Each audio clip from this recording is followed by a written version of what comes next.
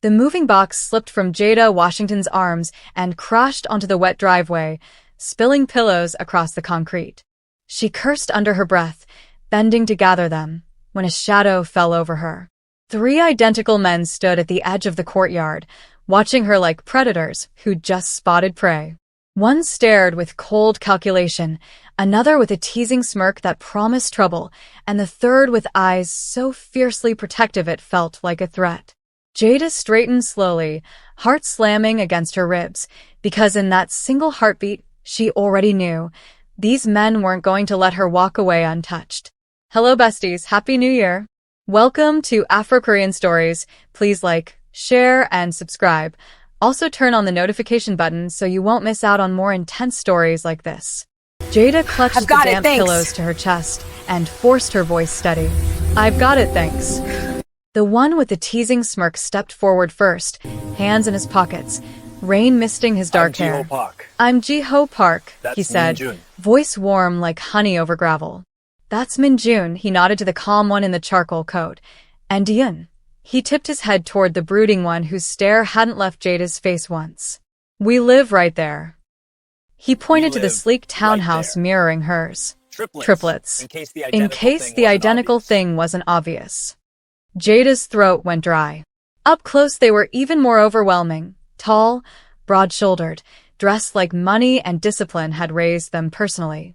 Min-jun's gaze swept over her like he was cataloging every detail. The way her box braids clung to her neck in the drizzle, the tired slope of her shoulders, the defiant lift of her chin. Ji-ho's eyes danced with open interest.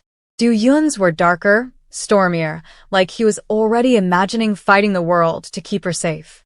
I'm Jada Washington, she managed. I'm Jada Washington. And I really do have it. And I really spoke do for have the it. first time, voice low and precise. There are 8 more boxes in your trunk. Some look heavy. Her stomach flipped. How did he? She hadn't even opened the trunk fully yet. You've been watching me. Yes, Min-jun said simply, no apology, no shame.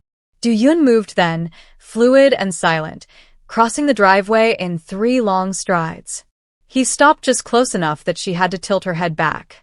Rain slid down his sharp jawline. We'll carry them, he said. It wasn't a question. Jada stepped back instinctively, clutching the pillows tighter. I don't need help from strangers. Ji-ho laughed softly. Neighbors, not strangers. And we're very helpful neighbors. Do-yun reached past her, lifting the spilled box with one arm like it weighed nothing. His sleeve brushed her arm, and heat shot straight through her sweater.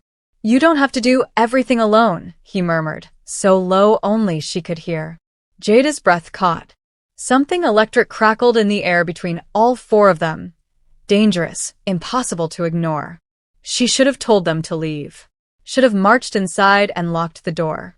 Instead, she found herself nodding, just once. 20 minutes later, every box was stacked in her living room. The brothers moved like a unit, efficient, coordinated, never in each other's way.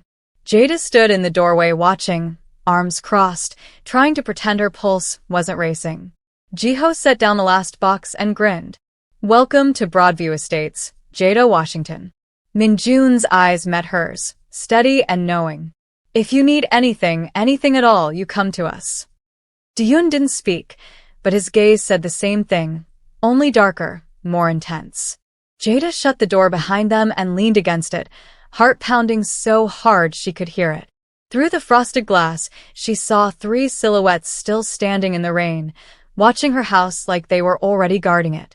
The first week blurred into hospital visits, deadlines, and sleepless nights.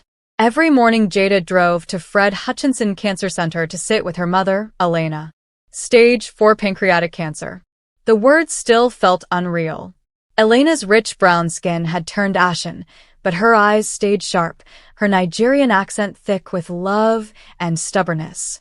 You're losing weight, baby girl, Elena said one afternoon, frail fingers squeezing Jada's hand. You have to eat. You have to live. I'm fine, Mama. You're surviving, Elena corrected gently. There's a difference. That night Jada stood in her kitchen at midnight, eating ice cream straight from the tub in an oversized t-shirt, laptop glowing with unfinished work.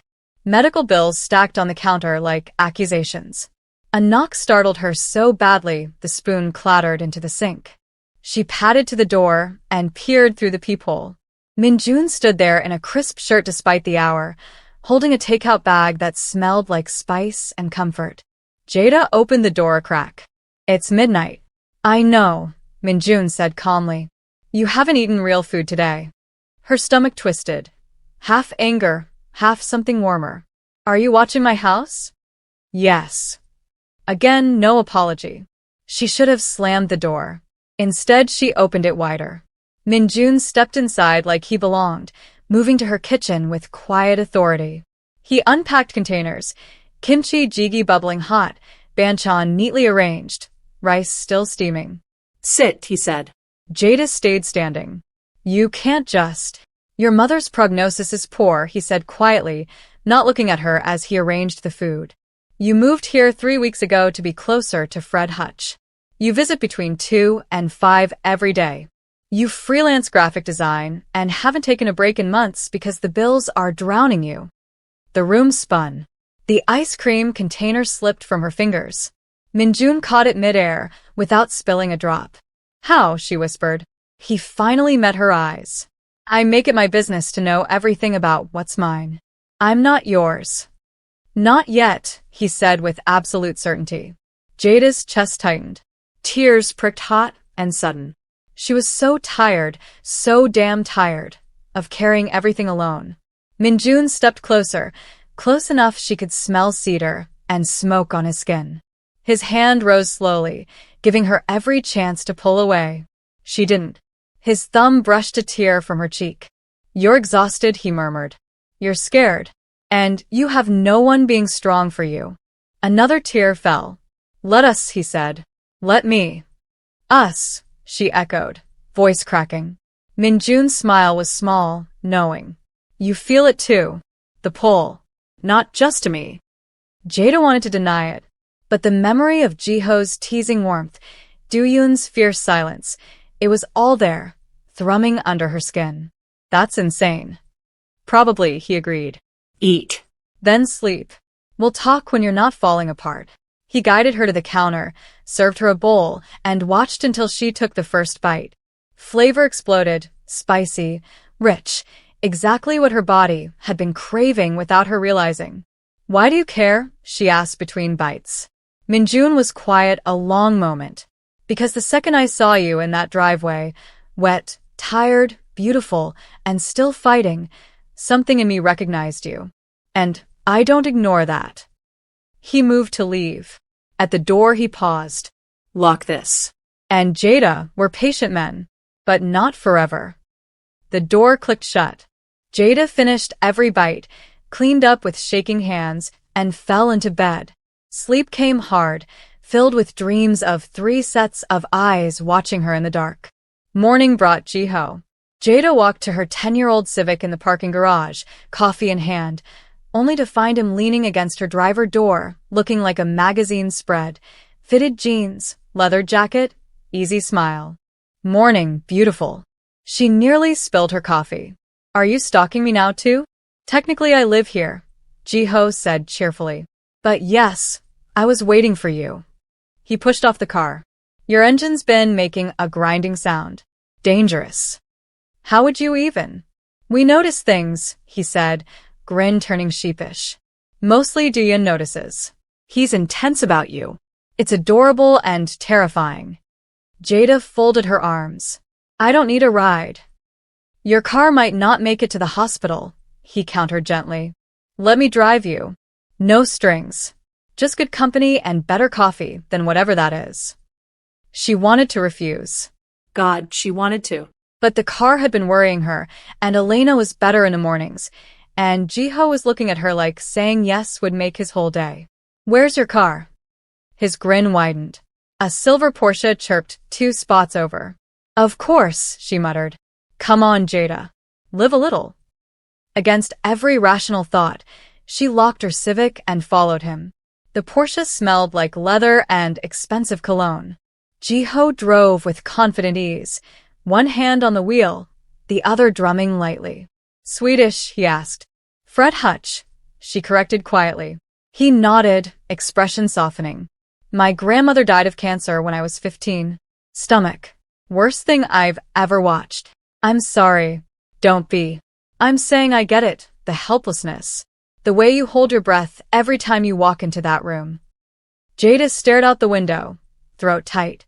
You don't have to carry it alone, he said. I barely know you. Then get to know me. He glanced over, playful mask slipping. Ask anything. Why me? The question burst out. You three are you? Rich. Gorgeous. You could have anyone. Why the broke girl, with the dying mother? Jiho was quiet so long she thought he wouldn't answer. At a red light, he turned fully toward her. Because you looked at Do-yeon like you weren't afraid of him, he said simply. Everyone's afraid of Do-yeon. Even Min-jun, and I are sometimes. But you stood there, chin up, and challenged him. And he almost lost control trying not to scare you off. The light turned green. He accelerated smoothly. We're not good men, Jada. Too possessive. Too intense. But you make us want to be better. That's a lot to put on someone you just met. Yeah, he laughed softly. We know we're insane. But you're smiling, so maybe insanity works on you. She was smiling. Damn him. He pulled into the hospital lot.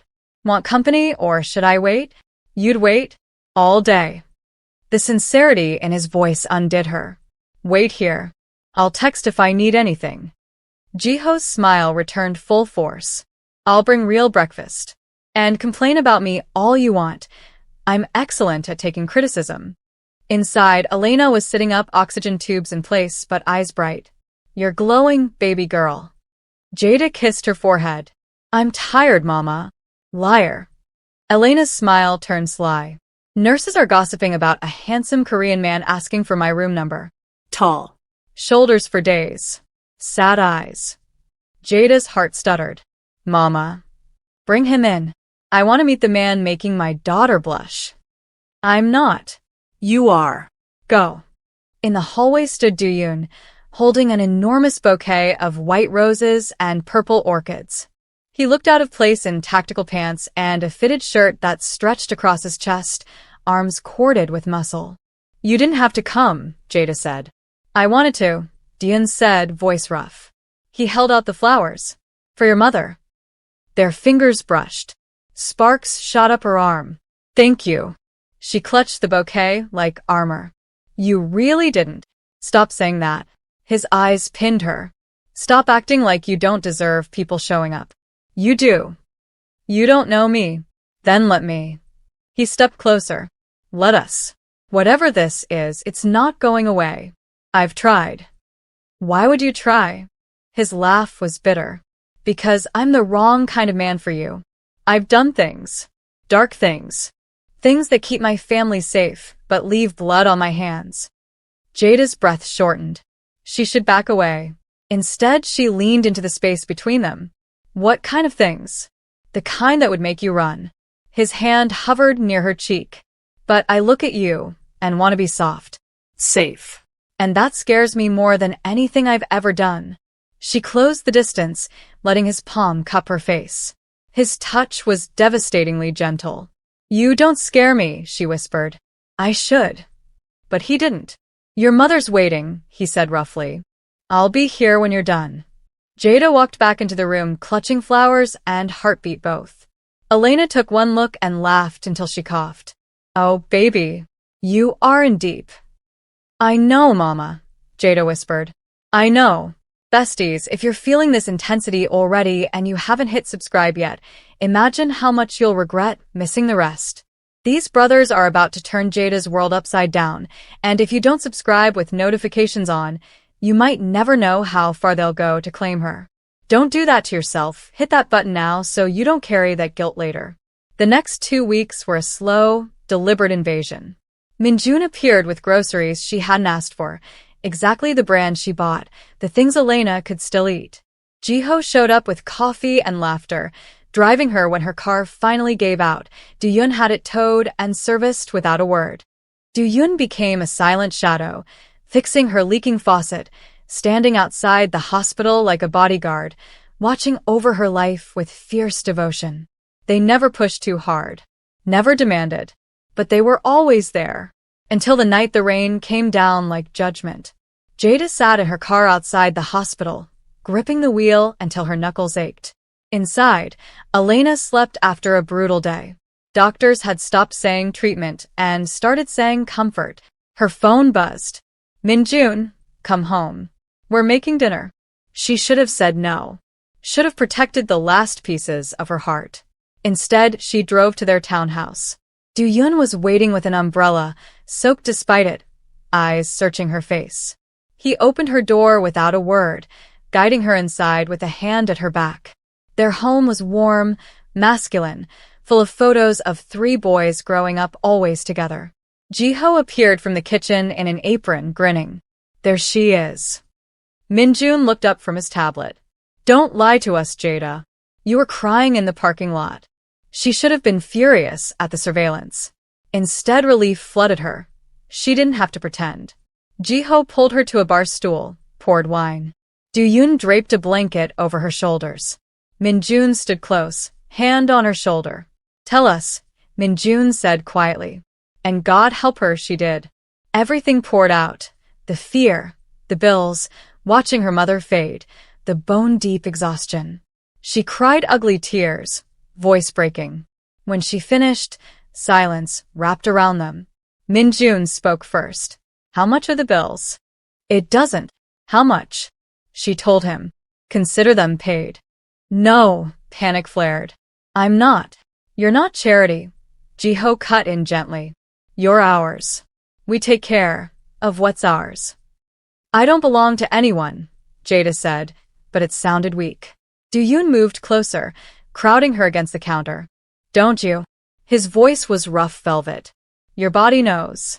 Every time we're near, your pulse races. You lean in even when you say stay back. Min-jun stepped to her other side.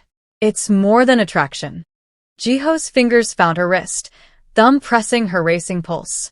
You're not running. Why? Because I'm tired, she admitted. Because I'm drowning and you keep throwing lifelines. Then let us pull you in, Min-jun murmured, cupping her face.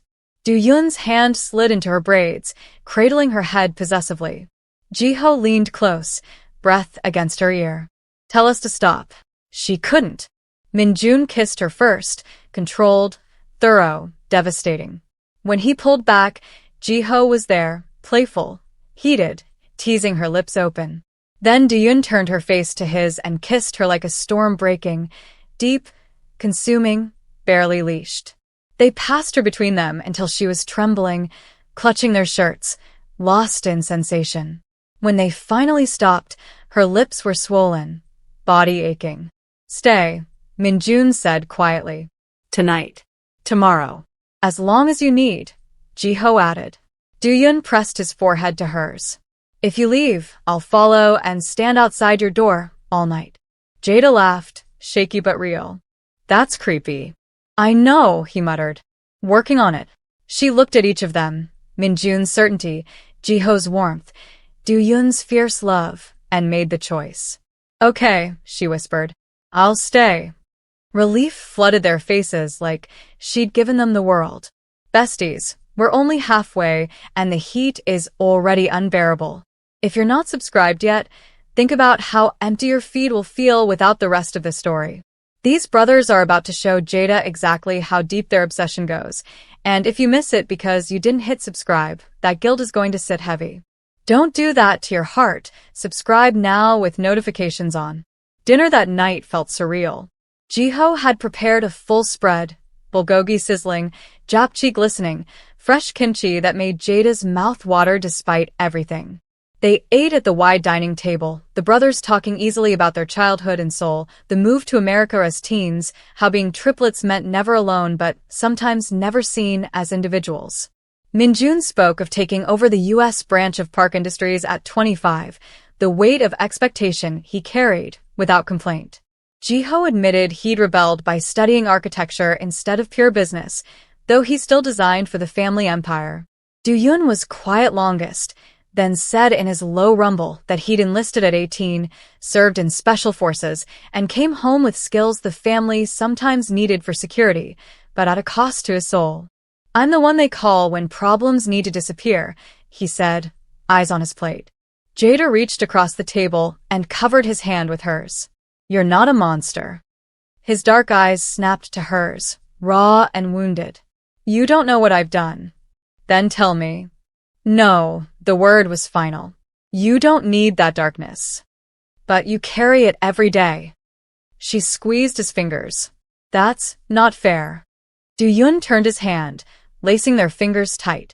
"Having you here makes it bearable." After dinner, Jiho insisted on a real bath.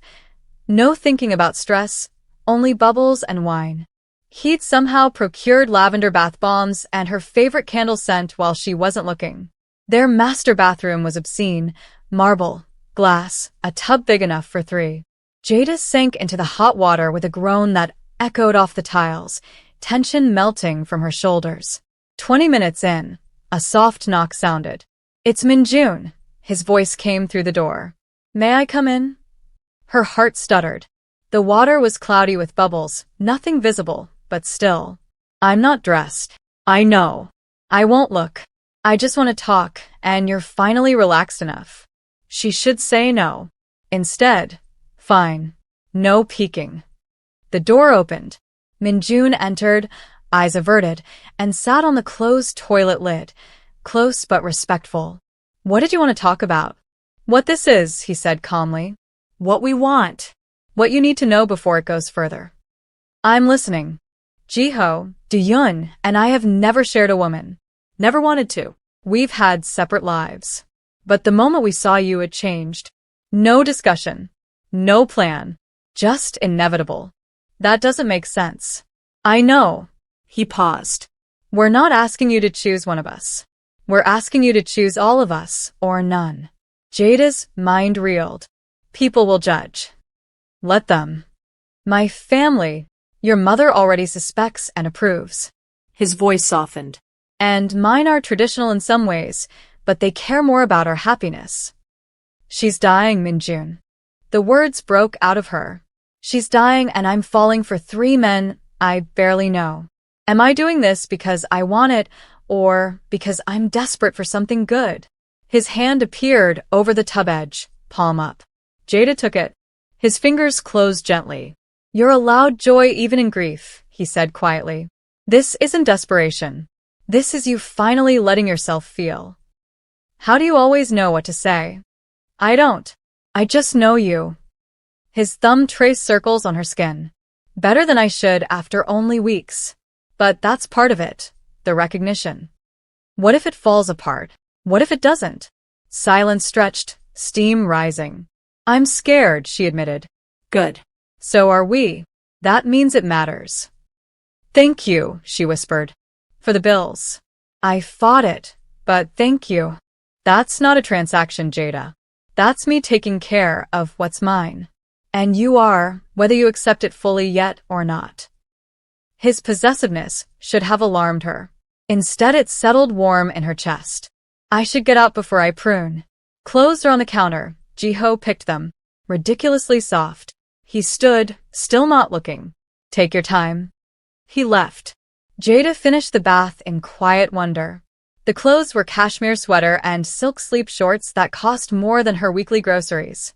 She padded downstairs barefoot. The brothers were in the living room. Min-jun reading, Jiho scrolling his phone sprawled on the couch, Do-yoon by the window watching rain streak the glass. All 3 looked up. The weight of their attention flushed her skin. Jiho patted the couch. "Come here." She curled into the corner. Jiho draped a blanket over her legs. Do-yoon sat close on her other side, heat radiating. Min-jun moved to her feet, hand resting lightly on her ankle. "Movie?" Min-jun asked. "Something mindless." They chose an action flick. Halfway through, exhaustion claimed her. Her head dropped to Jiho's shoulder. His arm came around her automatically. Do-yoon threaded their fingers. Min-jun's thumb stroked her ankle in slow circles. She was surrounded, safe, cherished home. "This is crazy," she mumbled, half asleep. Yeah, Jiho whispered, kissing her temple. But you're not running. Too tired. Then stay, Do-yoon rumbled. Stop fighting. Just stay. Okay, she breathed, and drifted off to 3 heartbeats that felt like hers. She woke to morning light and coffee scent. For a disorienting second she panicked. Wrong bed, wrong sheets. Then memory returned. Someone had carried her to the guest room, tucked her in, left water and her phone. Downstairs the brothers moved in easy harmony. Min-jun at the espresso machine, Jiho flipping perfect eggs Benedict, Do-yoon reading news on his phone. 3 smiles greeted her, different flavors of warmth. Morning sleeping beauty, Jiho said. Eggs, please. She accepted coffee from Min-jun, their fingers brushing deliberately. Thank you for last night, she said. For letting me crash. You needed it, Min-jun replied. When's the last time you slept 12 hours? She couldn't remember. Then you'll sleep here more, Do-yoon stated. Not a question. Jiho slid a plate in front of her. Eat. Then we talk about the elephant. Which one? The one where you're terrified we're a phase, and we're terrified you'll decide we're too much, Min-jun said calmly. Jada took a bite. Heaven. I don't do casual. No games. If this is some rich boy experiment, tell me now. Do-yoon set his phone down, eyes intense. Does paying your mother's bills feel casual? Showing up at midnight? Jiho driving you every day this week. Every day. She blinked. I'm always 3 cars back, Jiho admitted cheerfully. Making sure you're safe. Obsessive caring, but caring. We're not casual, Min-jun said. We're intense. Possessive. If that's too much, say it. Jada looked at each. Min-jun's steady certainty, Jiho's hopeful light, Do-yoon's fierce devotion. If I say yes, if I try this, what does it look like? You with us, Jiho said simply. Dating all 3. Seeing where it goes. People will talk. Let them, Do-yoon growled. Our parents fly in next month, Min-jun added. They already know about you. Someone important. Jada choked on coffee. After weeks. When you know, Jiho shrugged. Our grandmother married our grandfather 6 weeks after meeting. 62 years. This is insane. You're still here, Min-jun pointed out softly. She was. I want to try, she said quietly. But I need space for my mother, my work, my life. We don't want to take those, Min-jun assured. We want to support them. If it falls apart? She asked Do-yoon directly. His jaw tightened. We don't plan for failure. We plan for forever. Forever. The word hung, terrifying and thrilling. Okay, Jada whispered. Let's try. Joy exploded across their faces. Jiho hooped, spun her out of the chair. Min-jun's smile was rare and genuine. Do-yoon cupped her face and kissed her with reverent possession that weakened her knees. You won't regret it, he promised against her lips. I better not. We won't let you, Min-jun said with absolute certainty. The next 3 weeks were adjustment and discovery. Jada learned their rhythms. Min-jun's 3 a.m. insomnia thinking sessions, Jiho's stress baking at midnight, Do-yoon's nightmares that left him pacing silently. They learned hers, how she took coffee when grief ambushed her, the way she needed touch after hard hospital days. They met Elena, officially. She took one look and declared, keepers. All 3. Then to Jada. Don't fight it, baby girl. Love isn't always 1 + 1. Small moments undid Jada most. Jiho making her laugh until tears fell after brutal visits. Min-jun reading to Elena so Jada could nap. Do-yoon holding her through 2 a.m. panic when prognosis hit like a train. They touched constantly, hand at her back, fingers in hers, kisses to temple, shoulder, wrist. Heat built slow and deliberate. They never pushed past kisses that left her aching. Until the night Elena entered hospice. Jada spent the day at her bedside, holding her hand, saying everything. When she came home, to their townhouse now, she was hollow. Do-yoon scooped her up without a word, carried her to his room. Darker, simpler, smelling of cedar and safety. He laid her down, climbed in, pulled her to his chest. Jiho curled behind her, spooning close. Min-jun settled facing her, hand in hers. "We've got you," Min-jun murmured. "I need to feel something else," she whispered. "Not empty." "Then let us fill you," Jiho said softly, lips to her shoulder. Do-yoon cupped her face, eyes burning. "Say yes." "Yes," she breathed. "Please." Do-yoon kissed her first, deep, consuming, swallowing her gasps as his hands mapped her with reverence. Jiho followed, playful but intense, fingers clever. Min-jun watched, control fraying, waiting his turn. They undressed her slowly, 3 sets of hands worshipping every inch. When she reached for them, they let her explore, same yet different. "Beautiful, beautiful," Min-jun murmured, lips trailing her throat. "Ours," Do-yoon growled, gripping her hips. "Say it," Jiho whispered. "Yours," she gasped. "All of yours." They took turns learning her, mouths, hands, bodies in perfect coordination, always centering her pleasure. When Min-jun finally slid inside her, Do-yoon's hand in her hair, Jiho's mouth on her breast, she shattered. They made love through the night, sometimes one, sometimes together with hands and mouths, until dawn painted the room gray and Jada lay boneless, claimed, whole. "I love you," she whispered into the quiet, unsure who it was for. "We know," Min-jun said softly, kissing her forehead. "We've known weeks." "We love you too," Jiho added, raw honesty stripping his humor. "Completely. No takebacks," Do-yoon grumbled, arm tightening. Jada laughed through tears. "Wouldn't dream of it." 3 days later, Elena slipped away peacefully, Jada holding one hand, Min-jun the other. Jiho and Do-yoon stood guard outside. Elena's last words, "Love them fiercely, baby girl. Without reservation." "I will, mama." The funeral was small, intimate. The brothers were pillars, handling details, holding Jada when legs failed, reminding her she wasn't alone. Months passed. Grief still ambushed, but joy lived underneath. One morning Jada woke in the massive bed they all shared, realizing she was happy, truly happy. Jiho mumbled sleepy kisses to her shoulder. Min-jun was already up making coffee. Do-yoon showered, water running. Her phone buzzed, a huge freelance payment. Career thriving. Life stable. Loved beyond reason. "What are you thinking?" Jiho asked.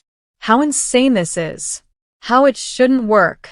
How I'm terrified your parents will hate me next week. They'll love you because we love you." He smiled softly. "And yeah, it's insane. But it's our insane." Do-yoon emerged, towel low, eyes softening on her. "You okay?" "Yeah," she said, meaning it. "I'm okay." Min-jun appeared with coffee. "Breakfast in 20. We have plans." The plans, a surprise gathering at the townhouse, friends Jada hadn't seen in months, colleagues, Elena's Nigerian community sisters. Food, music, laughter. "You did this?" Jada asked, eyes wide. "We did," they corrected. "Because you deserve celebrating," Jiho said. "Because you take care of everyone else," Min-jun added. "Because you're ours," Do-yoon finished, arm around her waist. "Because we love you," Min-jun said simply. Jada looked at her 3 men, 3 hearts beating for her, and felt whole. "I love you too," she said loud enough for all. "All of you. Completely." Later, on the balcony under Seattle stars, 3 sets of arms wrapped her from every angle. "Thank you," she whispered. "For finding me. For choosing me." "Always," Min-jun promised. "No matter what," Jiho added. "Forever," Do-yoon growled. Surrounded by the impossible made real, Jada finally understood her mother's words. Love isn't always neat. It isn't always conventional. But it is always, always worth it. Besties, that's the end of Irresistible Pull. If this story had you crying, smiling, and fanning yourself the whole way through, and you still haven't subscribed, imagine how heavy that regret will feel when you miss the next one. These kinds of intense, heart-melting Afro-Korean stories don't come every day. Don't carry that guilt. Hit subscribe, Turn on notifications, like comment where you're watching from, and share this with someone who needs this kind of heat in their life. Thank you for watching. I love you all. See you in the next one.